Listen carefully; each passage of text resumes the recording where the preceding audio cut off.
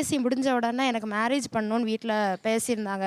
செம ஜாலியாகிட்டேன். நான் கல்யாணம் ஆனால் இன்னைக்கு ஜாப்ல இருக்க நேரம் யோசிக்கிறேன். அவங்க வந்து ஒரு அம்மா இடத்துல இருந்து நல்லது தான் பண்ணியிருக்கிறாங்க. யார்ட்டையாவது ஃபோன் பேசினா டக்குன்னு வந்து ஃபோனை பிடுங்கி கால் ஹிஸ்ட்ரி பார்ப்பேன். 6 இயர்ஸ் ஆச்சு. இன்னும் நான் அவங்க வீட்டுக்கு போனால் எப்போவுமே ஃபோன் ஆஃப் பண்ணி சைலண்ட்ல போயிட்டு அங்கேருந்து யாருக்கிட்டனா பார்த்துட்டேன் ஹாய் அப்படின்ட்டு ஒரு மாதிரி எதனா பண்ணணும் எங்கள் அக்கா உடனே வாங்கினதை வீட்டுக்குள்ள எங்கேயாவது போட்டு ஒளிச்சு வைக்கணும் அவ போற வரைக்கும். அப்படி எனக்கு கோவம் உச்சக்கட்டத்துக்கு இப்படி ஒரு ஸ்கேம் போலீஸை வச்சுக்கிட்டு பண்ற ஸ்கேம் இருக்கே சுத்தமா வராது. அது புரியலன்னா கண்ட மணிக்கு திட்டுவா.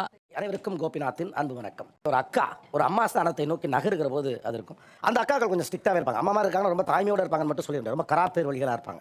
அப்படி இருக்கக்கூடிய அக்காக்கள் இன்னமும் நிறைய பேர் இருக்காங்க. அப்படியான அக்காக்கள் இந்த பக்கம் இருக்காங்க. பொறுப்புகளை ஏற்றுக்கொண்டு தன் தங்கையை மகள் போல வளர்த்த அக்காக்கள் ஒரு பக்கமும், அவருடைய தங்கைகள் இந்த பக்கமும் இருக்காங்க. இரியா அதான் எல்லாம் வந்திருக்காங்கல்ல, அப்புறம் எதுக்கு எடுத்தாலும் கூலிக்கிட்டு இருக்க. இப்போதும் அக்காவை பார்த்தால் இந்த விஷயத்திற்கு எனக்கு பயம். என்ன பயம்? சார் நான் வந்து ஜாப் எதுவும் ரிசைன் பண்ணுறதா இருந்தால் இப்போ வரைக்கும் பயமாக இருக்கும். அக்கா எதுவும் சொல்லுவாங்களோன்னு. ஸோ லைஃப்லேயுமே பார்த்தீங்கன்னா எல்லா டெசிஷன் அவங்க தான். நான் பிஎஸ்சி முடிஞ்ச உடனே எனக்கு மேரேஜ் பண்ணணும்னு வீட்டில் பேசியிருந்தாங்க. செம ஜாலியாகிட்டேன். கிளாஸ் செமஸ்டர் முடிஞ்ச உடனே கல்யாணம்.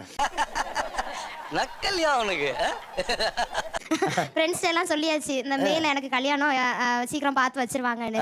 கரெக்டாக நெக்ஸ்ட் மந்த் பார்த்தீங்கன்னா அவங்க படித்த காலேஜ்லேயே அப்ளிகேஷன் வாங்கிட்டு வந்து நிற்கிறாங்க. நான் தான் படிக்கவே இல்லையே, கல்யாணம் பண்ண போகிறேனே. அதுக்கு இப்போமே எதுக்கு கல்யாணம், இன்னும் இருக்குது 2 இயர்ஸ் பிஜி முடிச்சுட்டு கல்யாணம் பண்ணலான்னு.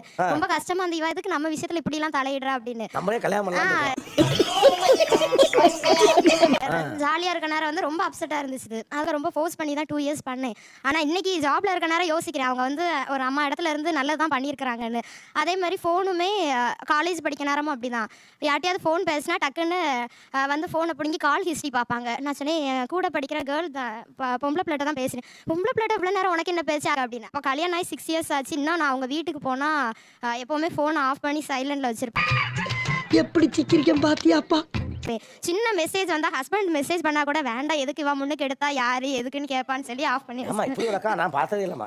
முன்னாடி காலேஜ் படிக்கும்போது அப்படி ஸ்ட்ரிக்டாக இருந்திருக்கேன். இப்போ அப்படி சொல்கிறதில்ல. ஆனால் அவள் அப்படி ஃபாலோ பண்ணிட்டு இருக்கிறா. அவள் வந்து அக்கா வந்து ஹோட்டலில் வேலை செய்கிறா சார், மேனேஜராக. நான் அங்கே வந்து போனாலே அக்கா அவள் வந்து நான் வந்து 12 இயர்ஸ் அக்காவுக்கும் எனக்கு டிஃப்ரென்ஸ். ஸோ அதனால நான் கொஞ்சம் சுட்டித்தனமாகவே இருப்பேனா. போயிட்டு அங்கேருந்து யாருக்கிட்ட பார்த்துட்டேன் ஹாய் அப்படின்ட்டு ஒரு மாதிரி எதனா பண்ணேன்னா எங்கள் அக்கா உடனே முறைப்போம். அப்படியே முறைக்கும் போது எனக்கு அப்படியே பயம் வரும்.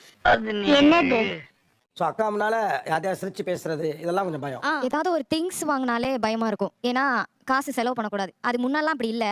இவங்க எப்போ வேலைக்கு போனாங்களோ அப்போ இருந்து அது ஸ்டார்ட் ஆயிடுச்சு. இல்லைனா இவ வந்தோடனே ஒளிச்சு வைக்க வேண்டியதாக இருக்கும். அந்த பொருள் வாங்கினதை வீட்டுக்குள்ள எங்கேயாவது போட்டு ஒளிச்சு வைக்கணும் அவள் போகிற வரைக்கும். அப்படி அவள் ஒரு விஷயம் சொல்லவே இல்லை. நான் ஒரு வேலையாக மும்பை போயிருந்தேன் சார். அங்கே ஷாப்பிங் பண்ணேன். எனக்கு பிடிச்சிருந்துச்சு. ரேட்டும் கொஞ்சம் கம்மியாக இருந்துச்சு. நான் இவங்களுக்கும் வாங்கிட்டு வந்தேன். ஏய் பூமணி, ஒரு ட்ரெஸ்ஸை வாங்கிட்டு வந்துட்டோம், அதை வந்து கொஞ்சம் பர்ச்சேஸ் பண்ணி இங்கே வந்து அதவே கொஞ்சம் ரேட்டு போட்டு விற்றுருவோன்றேன். மும்பை போனோம். 50,000 இங்கேருந்து கொண்டு போகிறேன் சார். இவங்க வந்து கடையாக போய் இதை எடுங்க, இதை கொடுங்க, அந்த டாப் எடுங்க.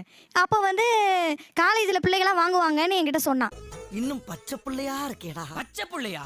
நான் 1 மாதம் அந்த வீட்டில் பொருள் இருந்துச்சு, 2 மாதம் இருந்துச்சு, 3 மாதம் இருந்துச்சு, சேலே ஆகலை. நான் இங்கே லீவுக்கு வந்துட்டு லீவுக்கு போகும்போது நான் கேட்குறேன், என்ன வாங்கின பொருளாக அப்படியே இருக்கு, என்னடா பண்ணுறீங்க, 50,000 அது எவ்வளோ பெரிய வேல்யூ தெரியுமா அப்படின்னு சத்தம் போடுறேன்.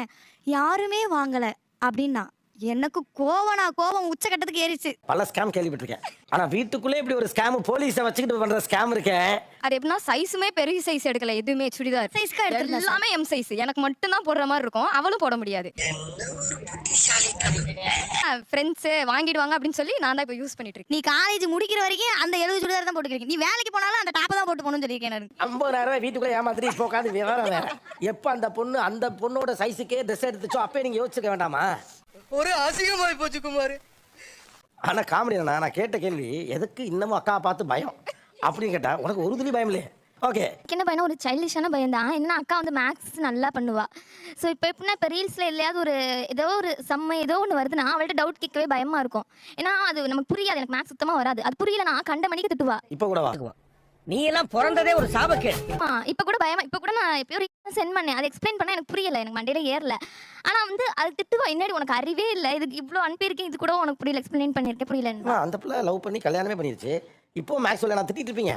இல்லை சார், அது எனக்கு ஒரு நம்பிக்கை. மேக்ஸ் இல்லைன்னா, மேக்ஸ் தெரியலன்னா உங்களுக்கு அறிவே இல்லை அப்படின்ற திங்கிங் லாஜிக் கொஞ்சம் கம்மியாக இருக்குன்ற மாதிரி எனக்குள்ள ஒரு நம்பிக்கை.